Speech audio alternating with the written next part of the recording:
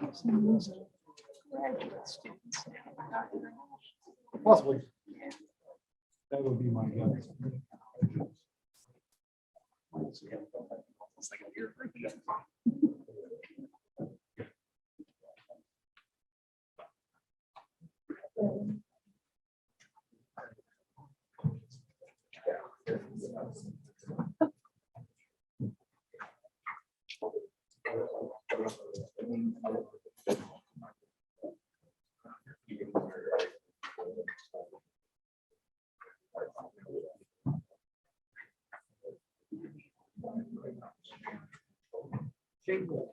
We used to do them with the junior faculty. Remember that during orientation. We used to get hated. But COVID changed all that. I don't know if they're doing it that way anymore. Because it was like all round table stuff. Yeah. Maybe some of that cafe, but I don't Maybe, know. you're right. Yeah. As long as I've been here, there's still things to forget. Well, and things change. And the title, the people don't change necessarily, but the titles and the roles and who they work for. Yeah. Yeah. You know, and I've known Malcolm forever. Yeah. I don't know who he works for. He works for cafes. Okay, I seen. Yeah. But that was the whole ed tech and BCC. Yeah, and all that. exactly. Just everything just kind of came together and. And then these got came went apart. apart, and now they're thinking about putting it back together again. Yeah, of course they are. I just want to work on the old stuff. I don't want to work on it, but that's where it's safe. Yeah. No one wants to work on the old stuff. Nobody. Well, glad you're here to do that. I'll work on the 98 machines. I can't train a 20-year-old to work on the 98 No, because machine. It predates them. Yeah. Yeah, Dr. Miller, he's like, well, if IT can't help me keep this whole stuff, what prevents me from going to RTI to find somebody that's going to run Windows XP? It's like, Scott, no one teaches this anymore. Exactly. There's Exactly. no money in it. Yeah. Yep. It's older than most of the kids these days. Exactly.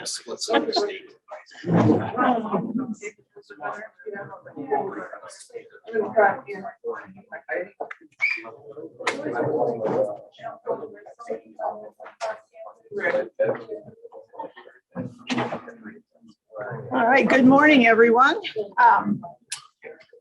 Who do we have here today? You guys, graduate, undergraduate, international, what? Graduate. Okay. Very good. Have any of you been on campus before, studied here before? A few of you. Okay. So a few of you, this will be old hat. You'll know what we're talking about. A few of you will be new stuff to learn.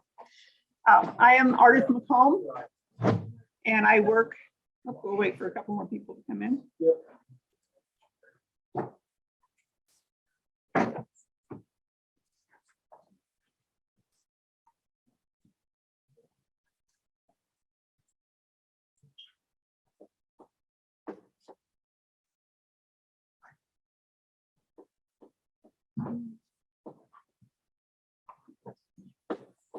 Okay, my name is Ardith McComb. I have worked for the university, S&T, back when it was UMR. I've been here about 25 years. My first job on campus was producing distance education classes, which we recorded on VHS tapes and then distributed to the students who were taking the classes. That quickly changed to using computers, and we used Real Player to live stream.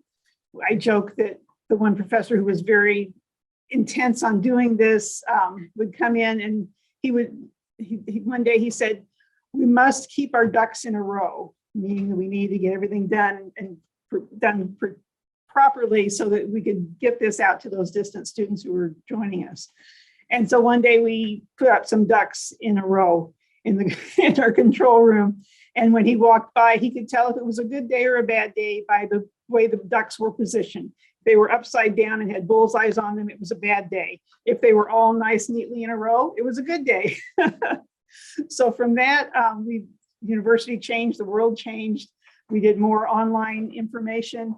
I was, then a few years ago, when COVID started, I was actually training faculty how to use the computers in the control room, or how to use the computers in the classrooms. We put Wacom in all of the classrooms so that the professors should come in and write on their slides if they wanted to, instead of using a whiteboard, because everybody was virtual. They couldn't be in the classroom to see something written on a whiteboard because it wouldn't be shown. So we got these fancy Wacoms into each classroom. And we just demonstrate that just a bit here. Choose a pen, and I can actually write on my screen. Yeah, it's just being a little slow today. I could draw things if I wanted to. I could say hello. Any of that, things like that, by doing that virtually on the screen instead of on a whiteboard, so that those students who were stuck at home and couldn't come to class could see things. Then I moved on to working for actually IT. My position changed to IT. And in the last few months, I have become the lead or the supervisor for our desktop team, which is the ones that fix the computers on campus. For the help desk team, which is where you go when you need help, it's in the library. And for the learning environments team, which takes care of all the CLCs on campus and the classrooms. So my role has changed throughout the years, and I still love doing my job. So that's a good thing. The help desk is in the library. Excuse me. Those of you that have been here on campus know where the library is, know where the help desk is.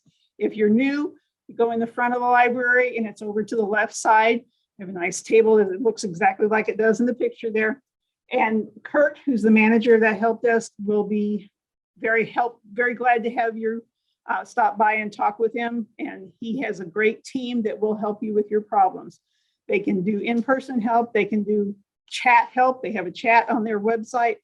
So if you can't come to the help desk, you can chat to them and chat your problem to them, and they will assist you or do a ticket and then send it to one of my teams so that we can then get it fixed for you. Most of the bulk of the things that we fix are you have trouble getting logged in. You have a software that's not working properly. You have problems with another account that you need to use. So you can schedule an appointment, or you can just walk up. You can do live chat. And there are video self-helps on that help desk page also. So if you have something that, a common thing that happens is how to set up your multi-factor authentication. Help desk will help you with that. They can also reset passwords and things like that if you need that to happen.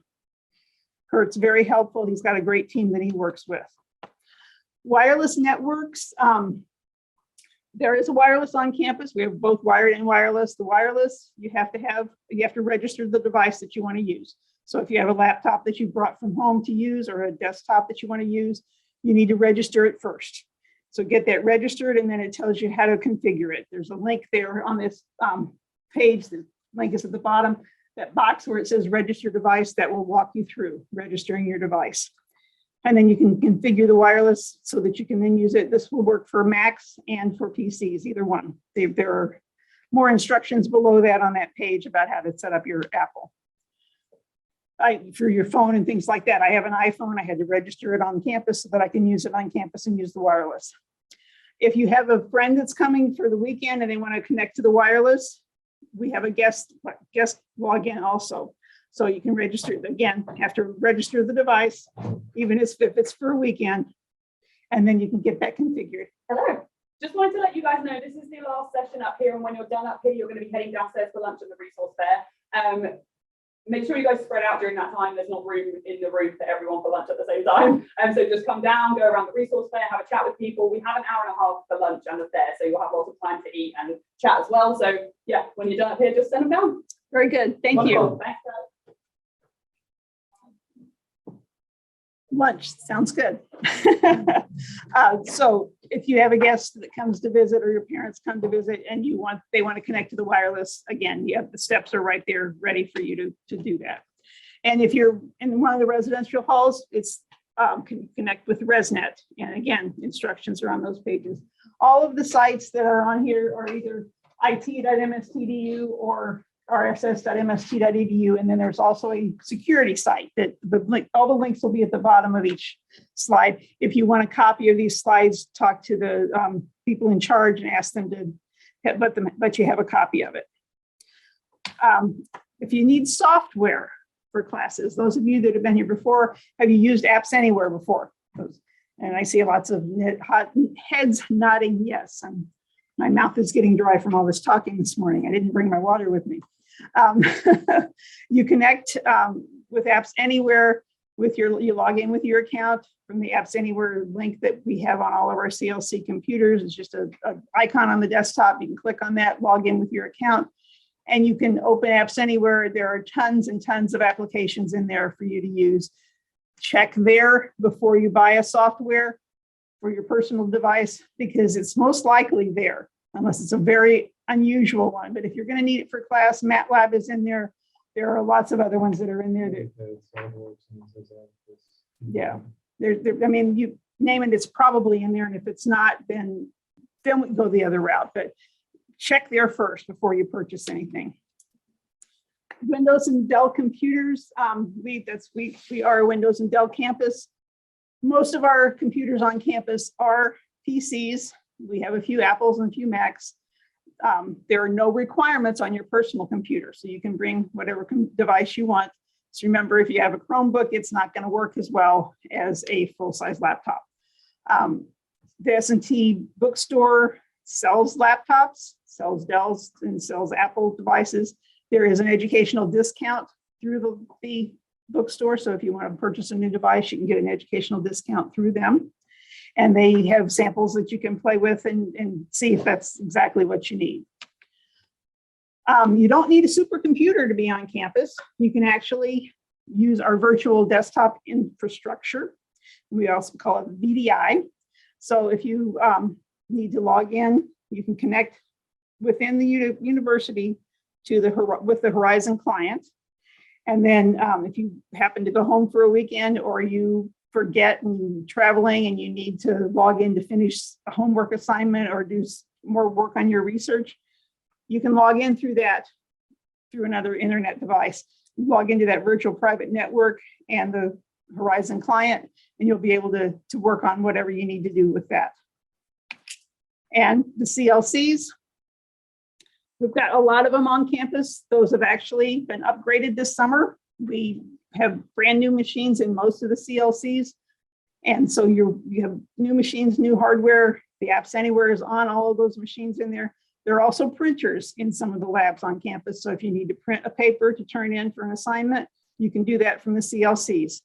And those are also, you can log into those through the VDI too. Pardon? Oh, okay, that's someone answer the question.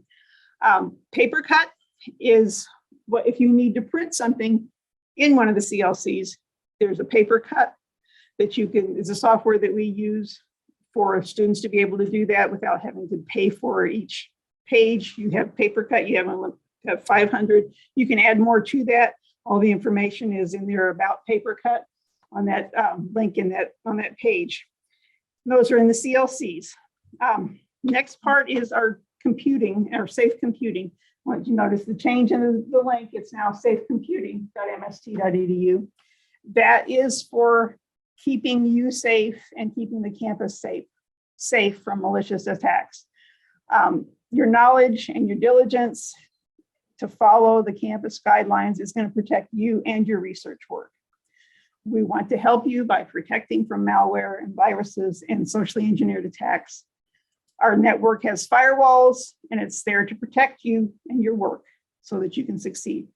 And most important, don't forget to tell us if you see something that's not quite right. You get an email that you think is not really good. It's like, well, there's something funny about this. Tell us. We will research it. We'll find out. We'll let you know. We don't know if you don't tell us. So we do have, we are monitoring the network and the firewalls all the time, so that if you have something that is on the machines, we're monitoring in that, we see that. So if something accidentally gets downloaded, we can lock it down and keep it away from going to other sites on campus. But how you can help us is don't use your campus account for personal stuff. You probably all have a Yahoo or a Google account or something like that. Keep your personal stuff in that account. Don't put bank accounts or anything like that in your MST account. Keep it in your personal stuff. Don't share your passwords. These are all common sense things, but just a reminder, don't share your password. Keep your password unique. If you've named your dog, your password after your dog, you don't want to have to change your dog's name. You want to change your password's name. If you want to forward emails, you can do individual emails to your personal account, but you can't forward all of your MST emails to your personal account. Keep them separate. Keep MST for MST, keep personal for personal. And when you're logging in on campus, you have to set up a multi-factor authentication or MFA. If it's the middle of the night and you're not working in your lab or working somewhere where you are on that computer, or you know that that computer should be not bothered, and you get a request through your MFA, through your Authenticator app on your phone, don't acknowledge it. Don't accept it, because that could be someone trying to get into your account. I've had times when I've been home and my laptop on campus, and I get this Authenticator app warning saying, do you approve this login? I'm going, I'm not going to approve that because I'm not there. I know it's not me trying to log in. So be aware, be sure to be safe, pay attention to all of these things. If you need to reset your MFA, go to the help desk. They'll help you with that. What else can we do? We have software and hardware acquisition. We have account management. We have support. We have security. We have research. We have all kinds of things on our IT services page. And I will bring that up and show that to you after we're finished with the presentations. Are there any questions with what I've said so far? Anything that sounds not right or whatever? If not, I'm going to let Randy go ahead and go on. He is from our research area, the research support. Oh, I'm sorry. So just to check, if you're not on the school Wi-Fi, but you want to use apps anywhere for the VDI on your personal machine, you have to set up the Yes. Yep. You'll have to go in. connect or whatever. Right. Yeah. Let me go back to that so you can see that. Yeah. Virtual desktop infrastructure, VDI. Okay. Yep. Can we access VBA to our mobile phone? I'm sorry. Can we access the VBA to our mobile phone? I'm not sure. I've never tried to do. From a technical response, yes. The experience on a 4-inch phone, you're gonna want to hurt yourself. Because when you think of AutoCAD, and you've got floor plan in there, and you're trying to look at it on a little bitty screen, it's gonna be tough. I don't think we have any restrictions to look at them, maybe like an iPad Pro, 12-inch iPad, that's usable. But not like a Galaxy S10 or anything like that. That's gonna drive you insane. So, because probably doable, I've just never tried it. I don't think I'd want to try it. Yeah. My eyes aren't good enough to be able to do that. Yeah. You're building some jet turbine prop and stuff in SolidWorks and trying to manage it on an icon. That's gonna be bad news. Yeah. And Canvas, if you're logging into Canvas or something like that, you can do it on your phone through the Yeah. Canvas app, but it's not pretty. Yeah, it's not designed for that. Right. Right. Yeah, so I'm Randy. I work for the research side of IT. And you guys are all grad students, right? So chances are we'll work together because you guys are going to get tossed into research labs, the professors, using new computers, using old computers, physical devices, data collection machines that are probably older than most of you. So I'm one of the last guys that know how some of that stuff works. It sucks. Our team, we manage the Windows guys are kind of looked at the standards of IT, laptops, desktops, printers, Outlook. She's got a big team that kind of keeps all that alive. We're a smaller team, and we play with all of the Linux machines that are on campus. So you got any Linux users? Yes. Brethren. Lost my train of thought. Linux, yeah. The supercomputer that we have on campus, which actually lives downstairs. It's called the Foundry. We build and maintain all of it. So we want to go fast, you come find us, and we'll make sure you get to go fast. Computational chemistry, computational fluid dynamics, finite element, molecular dynamics, all the crazy stuff you all get to work on for the next 3, 4, 10 years. Yeah, no one does homework by hand anymore, right? It's all software driven. So the Windows guys, there's about 600 pieces of software that live on this campus. Our cluster has about 150. Most of it's open source, so if you like Python, you want Python. Like the aerospace ME world, learn Fortran. It's a dead language, but my God, it's everywhere out there in industry. Python, C, C#, C++. You guys may not have any knowledge of what any of that stuff is, but you'll get introduced to it one way or the other, because that's how math gets done now. The digital signage that's on campus, you see them floating around different buildings on the walls and stuff. Our team built all that. I build all of the big bad workstations on campus. So when you want to throw 20 grand at a computer, that's me.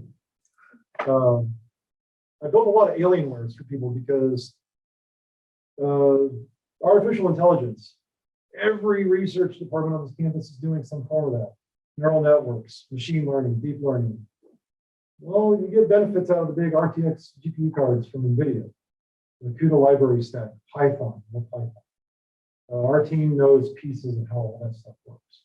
All of us build custom machines. We all play games. I'm not above that. So you guys got personal ideas and games that you play. Yeah, we do all that stuff too. So when you want to buy something cool, come let us know. I'm one of the last guys that play with the old stuff on campus. So operating systems like DOS and Windows 95 and Windows 98, things that are older than most of you. Yeah, that still runs a lot of high dollar equipment on this campus because the equipment still runs. Professor goes out and buys a $5 million scanning electron microscope. They expect it to run 20 years. The computer won't run that long. It just won't. So it's a lot of moving things forward. And I'm one of the last guys that play with some of that stuff. Enjoys being old. We just work on anything that needs to be worked on ultimately. You know, and you guys as grad students are going to get that too. The professor's going to look at you and go, do the thing. And you're going to go, I don't know how to do the thing. And they're going to go, I don't care. Do the thing, right? You got a semester to figure out the thing. And some of us in IT might be able to help you. I mean, I've worked with literally thousands of grad students in the however long I've been here. Thousands of computers and professors that have come and gone. We want to make sure you guys go fast. You know, and IT doesn't want to be a reason why you can't get your work. So. Would you guys ever be available for just application updates and things like that, maintenance in general for devices? Potentially. I mean, so if it's like personal stuff, that gets a little tricky. Because our team, as much as we build stuff, we aren't really authorized to work on personal things, but we know how. That's where the help desk comes in, the walk-in center, over at the library. Exactly. They take some of that responsibility. So if I smoke your new iPhone 12 or whatever it is, yeah, I don't like to see people cry at my desk. So, because it has happened. I have told grad students bad news, and they have walked from my desk crying because their world just changed. And it sucks. But data, you guys are going to get involved with generating data, using other people's data, doing math on the data, save it in multiple places because people don't. And you know, whole semesters worth of work can go up in flames with one thing. And you don't want that to happen. So, especially if you're on minutes, because it will literally get everything involved. You can go to the next slide. Yeah, okay. That's the details about the Foundry. It runs Ubuntu 18.04. You create an account with us, you get access to terminal SSH into it. Tons of pieces of software out there. Most of it's open source. You can compile your own, like if you get something from GitLab, GitHub, you know, you can compile it in your own home directory, run it if you need to. You know, things that we don't necessarily maintain, but you can certainly. You get an illegal copy of AutoCAD, it's not going to happen. One, it's Windows. Two, it's illegal. That's why we have VDIs and apps anywhere and things like that on the internet. So, if yeah, we play with the weird stuff. We've been given the ability and the leverage to play with the weird stuff on this campus. Those guys on the Windows side, they have a lot more they have to take care of because there's just fundamentally more Windows machines than Linux machines or oddball stuff. So they live in the standard, my email doesn't work, my printer doesn't work. You know, how do we get this stuff installed? I can't log in because I forgot to change my password on. That's real, you know, and it's Friday, you know, so, and our group plays with, you know, the stuff that's, they might need a little more time, need a little more eyeballs, you know, to get it figured out, so. And typically when researchers want to spend money, they come to our office. So. You guys got any questions? Concerns? Fears? I walked through this place 20 odd years ago. I have a civil engineering degree from here, so I know where you're all sitting. I was a master's student too. I just didn't finish. So I wrote the piece of software for the company. I wrote the user guide for the manual. I took 33 hours of grad school work. Then I get a job in IT. So I stuck with the job in IT. I found out I was pretty good at keeping computers alive. So don't be afraid to ask questions, not just of us, but anything you do as well. Exactly. Yeah. So We're here to help. We're here to make your career a success. Where are you located? We talked about where the whole desk is. our office is actually in Centennial Hall. It's across from the HR office down there. Which most of you guys probably don't go down that way. There's one classroom down there now. Yeah. But when my friend down there, lots of. Yeah, no, you know, if you got like IT related questions, it's best to go through the help desk. So one, we can keep record of it, and two, you know, when you've been here as long as we have, and you get 1,000 emails a day, and you don't want to be rude, but there's just not enough minutes in your day to answer everything. And the help desk philosophy, ticket system, kind of funnels things to the right teams and stuff like that. Exactly. You know, and if you just, honestly, if you just want to, hey, I got this idea to build this new gaming rig. A lot of us in IT really dig that. So, you know, yeah, you know, we do that kind of stuff. Or we build race cars. Some of us do that. Or if you like firearms, some of us do that. Or like remodeling bathrooms, some of us do that. Yeah, let's not talk about remodeling I will bathrooms. basically work on anything, especially if it's the right thing to do. So, yeah, we play with all kinds of stuff. We used to have a drone program too, then COVID hit, and now we don't have a drone program anymore. We used to have our own airplane, 36-foot wingspan. We named her Samantha. She lived out of Vichy Airport because we had a couple professors, 19 and 20, where they wanted to do long distance scans for the USGS and Department of Agriculture. So we would go gear under the belly of Samantha, and our boss, Mark Bookout, is an actual pilot. So yeah, IT owned an aircraft. No other IT department in the nation had one. But COVID changed all of it. A lot of those professors left the university that were into that program. And we sold Samantha last fall. So yeah, we're weird ducks. I'll say that. So does anybody know how to weld aluminum? That's one of our interview questions to work on our team. Can we come to your house to learn? Sure. I'll teach you. I'll teach you.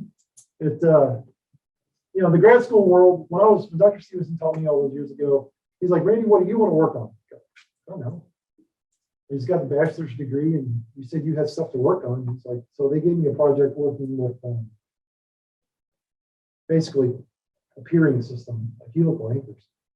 And he's like, so the way master's programs works is like the master's programs are typically designed to benefit the student. 2 years, 3 years, whatever it takes. Where PhDs typically benefit society. So there's cool stuff out there. And there's a professor on this campus that's doing cool stuff. I know. I mean, it's a little hard when you're not in the degree. But no harm in asking, right? Especially collaborating, you know, working together.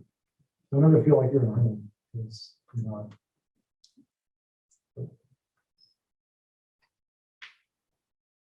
If no one has any other questions, Go eat go lunch. get lunch. Yeah. Thank you all. Yeah, but are you really? You have $107 yet? They're gonna be starting that. We've got 2 or 3 guys. We built our own aircraft. We're researchers and stuff. I'm not a pilot. The one remaining licensed pilot, buddy, he's on vacation this week. we've got feelers out of different departments. different universities. Thank you. They could come online. COVID stuff has got to. I think my mom's almost run out. I can't wait. Like I had. Yeah, we built some custom gear, we designed the parts, carbon fiber, tungsten. We can't use things like things. They talk back. You're welcome. So for some of the projects we work on, we're allowed to use some devices. Yeah. Because of how they report on. So we, because those were requirements back then, we kind of got, on our own. We know where they talk. But yeah, that's some of the stuff. We got some history on the team. A lot of our students have moved on, but Buddy knows a little bit about that. Hopefully they start something. It'd be neat, you know. It was a pleasure meeting